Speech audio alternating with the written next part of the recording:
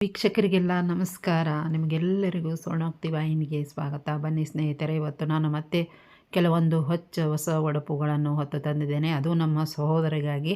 ಅವರು ತಮ್ಮ ಹೆಂಡತಿಯರಿಗೆ ಒಡಪು ಹಾಕಿ ಹೇಳಿ ಅಂತ ಅವರು ತಮ್ಮ ಹೆಂಡತಿ ಹೆಸರನ್ನು ಹಾಗೆ ಹೇಳೋ ಬದಲು ಒಡಪು ಹಾಕಿ ಹೇಳಿದರೆ ಅದರಲ್ಲೊಂದೇನು ವಿಶೇಷ ಇರುತ್ತೆ. ಹಾಗಾದರೆ ಬನ್ನಿ, ಅವರು ನೋಡಿ ಕಲ್ಕೊಳ್ತಾರೆ ಅಂತ ಅಂದ್ಕೊಂಡಿದ್ದೀನಿ. ಒಂದನೇ ಒಡಪು: ಶ್ರೀಹರಿಯ 10 ಅವತಾರ, ನನ್ನವಳು ತೋರುವಳು ದಶಾವತಾರ, ನನ್ನ ಪ್ರೀತಿಯ ಮುದ್ದು ಹೆಂಡತಿ ಅವಳೇ ನನ್ನ ತಾರ. ಎರಡನೇ ಒಡಪು: ದಿನನಿತ್ಯ ಹೇಳಬೇಕು ರಾಮನಾಮ, ಸ್ಮರಿಸಬೇಕು ಜಪ ಶಿವನಾಮ, ಸದ್ಗತಿ ದೊರೆಯುವುದು ನೋಡ, ನನ್ನ ಹೆಂಡತಿಯ ಹೆಸರು ಉಮಾ. ಮೂರನೇ ಒಡಪು: ಪಾಂಡುರಂಗನ ಭಕ್ತಳವಳು, ಪಂಡ್ರಾಪುರದ ಪದ್ಮಾವತಿ, ಅವಳೇ ನನ್ನ ಸತಿ. 4 ಒಡಪು: ಪ್ರೀತಿಸುವೆನು ಅವಳ ಕೊನೆತನಕ, ಮಾಡುತ್ತಾಳೆ ನಿತ್ಯ ನಿಂಬೆಹಣ್ಣಿನ ಪಾನಕ, ಅವಳೇ ನನ್ನ ಹೆಂಡತಿ ದೀಪಿಕಾ.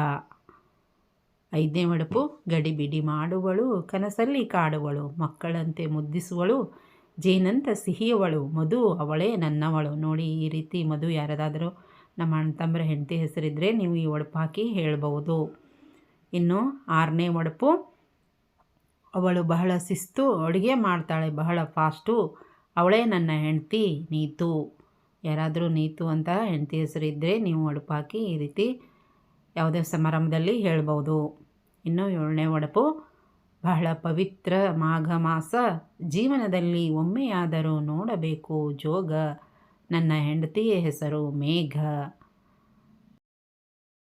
8ನೇ ಒಡಪು: ಮಲ್ಲಿಗೆ ಘಮ ಘಮ, ಖ್ಯಾದಿಗೆ ಕಮ ಕಮ, ನನ್ನ ಹೆಂಡತಿ ಹೆಸರು ಸುಮಾ. ಸುಮಾ. ಈ ರೀತಿ ಅಣ್ಣ ತಮ್ಮರು ನೀವು ಯಾರಾದರೂ ನಿಮ್ಮ ಹೆಂಡತಿ ಇದ್ದರೆ ಹೆಸರು ಹಾಕಿ ಒಡಪು ಹೇಳ್ಬೋದು. ಇನ್ನು 9ನೇ ಒಡಪು: ಕಿವಿಗೆ ಬಹಳ ಇಂಪು ಸಂಗೀತ, ನನ್ನವಳು ಹಾಡುವಳು ದಿನನಿತ್ಯ, ಇದರಿಂದ ನಾನಾಗಿದ್ದೇನೆ ಶಾಂತ, ನನ್ನ ಹೆಂಡತಿಯ ಹೆಸರು ಗೀತಾ. 10ನೇ ಒಡಪು: ದೇವರಿಗೆ ಹಿಡಿಯುವರು ನೈವೇದ್ಯ, ನನ್ನವಳು ಹೇಳುವಳು ಪದ್ಯ, ಅವಳೇ ನನ್ನ ಹೆಂಡತಿ ವಿದ್ಯಾ.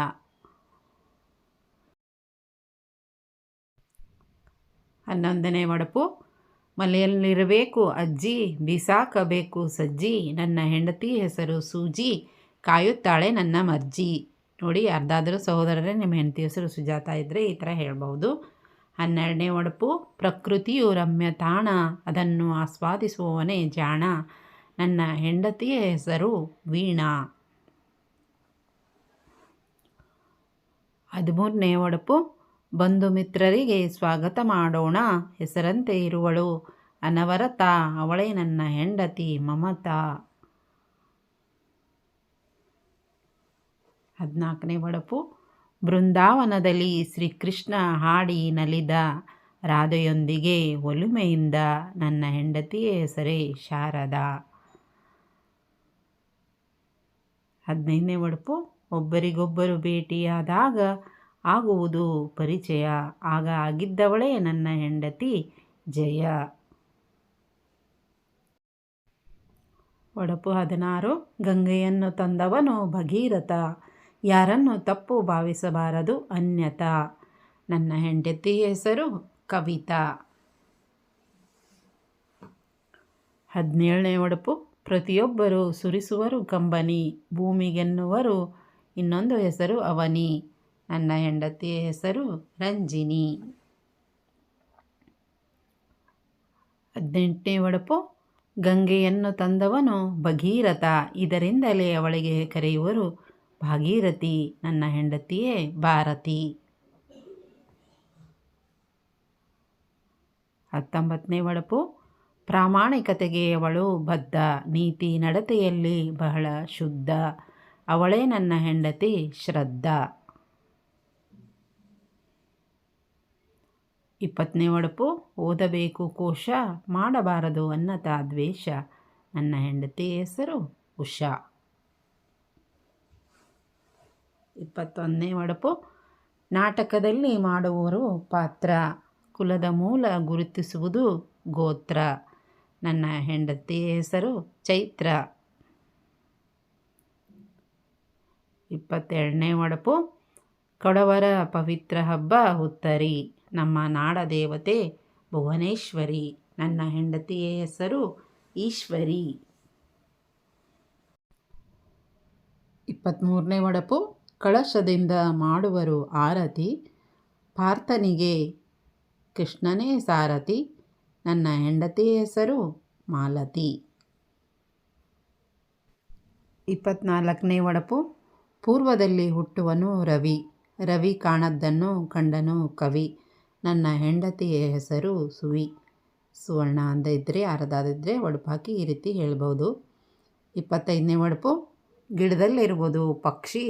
ಶಿವನ ಕೊರಳಲ್ಲಿರುವುದು ರುದ್ರಾಕ್ಷಿ. ನನ್ನ ಹೆಂಡತಿಯ ಹೆಸರು ಲಕ್ಷ್ಮಿ. 26ನೇ ಒಡಪು. ಪೇರು ಗಿಡದಲ್ಲಿರುವುದು ಗಿಣಿ. ಕೋಲಾರದಲ್ಲಿರುವುದು ಚಿನ್ನದ ಗಣಿ. ಅವಳು ಬಹಳ ಜಾಣಿ. ಆಕೆ ಹೆಸರು ವಾಣಿ. 27ನೇ ಒಡಪು. ಅಕ್ಷಯ ತೃತೀಯದಂದು ಬಸವ ಜಯಂತಿ. ಚಿನ್ನ ಖರೀದಿಸಿದರೆ ಆಗುವುದು ಪ್ರಗತಿ. ನನ್ನ ಹೆಂಡತಿಯ ಹೆಸರು ವಾಸಂತಿ. 28ನೇ ಒಡಪು. ಪತಿವ್ರತೆಯಲ್ಲಿ ಒಬ್ಬಳು ಸಾವಿತ್ರಿ. ನನ್ನಾಕೆಗೆ ಐತಿ ಗತ್ರಿ. ಅವಳೇ ನನ್ನ ಹೆಂಡತಿ ಗಾಯತ್ರಿ.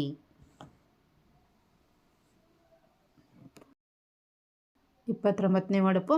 ಕುಂಭಮೇಳದ ಗಂಗಾ ಸ್ನಾನ ಮಾಡಿದರು 68 ಕೋಟಿ ಜನ. ಇದರಿಂದ ಆದರೂ ಪಾವನ. ನನ್ನ ಹೆಂಡತಿ ಹೆಸರು ಸಹನ. 30ನೇ ಒಡಪು. ಬಾರಿಸಬೇಕು ತಬಲ. ನಾಟ್ಯರಾಣಿ ಶಾಂತಲ. ನನ್ನ ಹೆಂಡತಿ ಕಮಲ. 31ನೇ ಒಡಪು. ಸಹನೆಯಲ್ಲಿ ಸದ್ಗುಣಿ. ನನ್ನ ಅಣ್ಣನ ಹೆಂಡತಿ ತಂಗಿ. ಅವಳೇ ನನ್ನ ಅರ್ಧಾಂಗಿ ಪ್ರೀತಿಯ ಹರ್ಷಿಣಿ. 37ನೇ ಒಡಪು. ಮದುವೆ ಒಂದು ಬಂಧ. ಸಂಸಾರದಲ್ಲಿ ಇರುವುದು ಸಂಬಂಧ. ನನ್ನ ಹೆಂಡತಿ ಹೆಸರು ಅನುರಾಧ.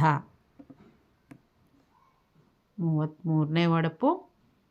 ಅವಳು ಉಡುವಳು ಸಾರಿ. ಮನೆ ಬೆಳಗುವ ಪೋರಿ. ಅವಳೇ ನನ್ನ ಪ್ರೀತಿಯ ಗೌರಿ. ಗೌರಿ ಅಂತ ಯಾರದಾದ್ರೂ ಇದ್ದರೆ ರೀತಿ ಒಡಪಾಕಿ ಹೇಳ್ಬೋದು. 34ನೇ ಒಡಪು. ಪ್ರೀತಿಸಬೇಕು ಕಾಯ ವಾಚ ಮನಸ. ಒಳ್ಳೆಯವರ ಜೊತೆ ಮಾಡಬೇಕು ಸಹವಾಸ. ನನ್ನ ಹೆಂಡತಿ ಹೆಸರು ಮಾನಸ.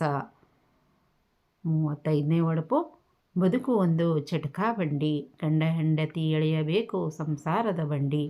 ನನ್ನ ಹೆಂಡತಿ ಬಹಳ ಮಂಡಿ. ಆಗುವಳವರನ ಚಂಡಿ. ಅವಳೇ ನನ್ನ ರುದ್ರಮ್ಮ ಅಂತ ಯಾರ್ದಾದ್ರೂ ಇದ್ದರೆ ಈ ರೀತಿ ಒಡಪಾಕಿ ಹೇಳ್ಬೋದು. 36ನೇ ಒಡಪು. ದುಷ್ಯಂತ ಶಕುಂತಲೆಗೆ ಬರೆದ ಪತ್ರ. ಇದರಿಂದ ಇಬ್ಬರು ಆದರೂ ಹತ್ರ. ನನ್ನ ಹೆಂಡತಿಯ ಹೆಸರೇ ನೇತ್ರ. 37ನೇ ಒಡಪು. ನಿಮ್ಮಲ್ಲಿ ಒಂದು ಕಳಕಳಿ ಹೇಳುವೆನು ತಾಳಿ. ಅವಳು ಮಾಡುವಳು ರುದ್ರಾವತಾರ. ಅವಳೇ ನನ್ನ ಹೆಂಡತಿ ಭದ್ರಕಾಳಿ. 38ನೇ ಒಡಪು. ಕಾಮನ ಬಿಲ್ಲಿನಲ್ಲಿ 7 ರಂಗ. ಮಾಡಬೇಕು ಸತ್ಯವಂತರ ಸಂಘ. ನನ್ನ ಹೆಂಡತಿಯ ಹೆಸರು ಗಂಗಾ.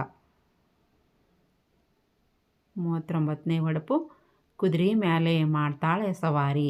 ಜರ್ತಾರೆ ಸೀರೆ ಉಟ್ಟು ಕುಂತಾಳ ಏರಿ. ಅವಳೇ ನನ್ನ ಹೆಂಡತಿ ಮುದ್ದಿನ ಕಾವೇರಿ.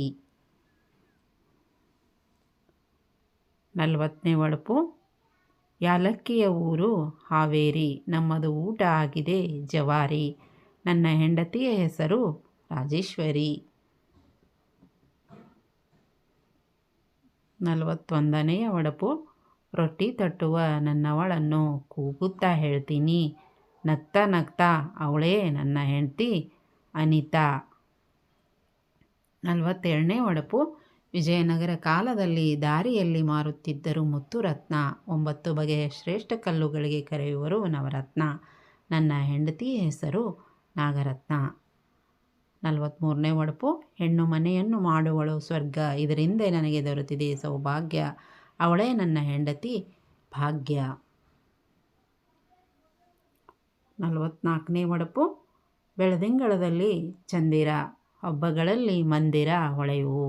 ಅದರಂತೆ ನನ್ನ ಹೆಂಡತಿ ಕುಂಕುಮದಿಂದ ಶೋಭಿಸುವಳು. ಅವಳೇ ನನ್ನ ಹೆಂಡತಿ ಶೋಭಾ. 45ನೇ ಒಡಪು. ಇರಬೇಕು ಎಲ್ಲರಲ್ಲಿ ದಯ. ಪ್ರೀತಿಸಬೇಕು ಕಾಯ ವಾಚ ಮನಸ. ನನ್ನ ಹೆಂಡತಿ ಹೆಸರು ಶ್ರೇಯ. 46ನೇ ಒಡಪು. ಮೊದಲು ಮನೆಯಲ್ಲಿತ್ತು ಲ್ಯಾಂಡ್ ಫೋನು, ಈಗ ಕೈಯಲ್ಲಿದೆ ಸ್ಮಾರ್ಟ್ ಫೋನು. ನನ್ನ ಹೆಂಡತಿ ಹೆಸರು ಸೋನು. 47ನೇ ಒಡಪು. ವರ್ಷಕ್ಕೊಮ್ಮೆ ಮಾಡುವರು ಜನಗಣತಿ, ಪೂಜೆ ಆದ ಮೇಲೆ ಮಾಡುವರು ಮಂಗಳಾರತಿ. ನನ್ನ ಹೆಂಡತಿಯ ಹೆಸರು ಪ್ರಣತಿ. 48ನೇ ಒಡಪು. ಪ್ರಯಾಗರಾಜದಲ್ಲಿ ಹರಿಯುವುದು ಯಮುನಾ, ಕಣ್ಣಿಗೆ ಇನ್ನೊಂದು ಹೆಸರು ನಯನ. ನನ್ನ ಹೆಂಡತಿಯ ಹೆಸರು ಭಾವನಾ. 49ನೇ ಒಡಪು. ಯುದ್ಧದಲ್ಲಿ ವೀರಮರಣ ಹೊಂದಿದ ಅಭಿಮನ್ಯು. ಕನ್ನಡ ನಾಡು ನುಡಿ ಭಾಷೆಗಳ ಮುಂದೆ ಉಳಿದೆಲ್ಲವೂ ಅಮಾನ್ಯ. ನನ್ನ ಹೆಂಡತಿ ಹೆಸರು ಅನನ್ಯ. 50ನೇ ಒಡಪು. ಮಾನ ಹಳ್ಳಿಯಲ್ಲಿ ಹುಟ್ಟಿರೋಳು ನದಿ ಸರಸ್ವತಿ. ನನ್ನ ಹೆಂಡತಿಯ ಹೆಸರು ಸ್ವಾತಿ.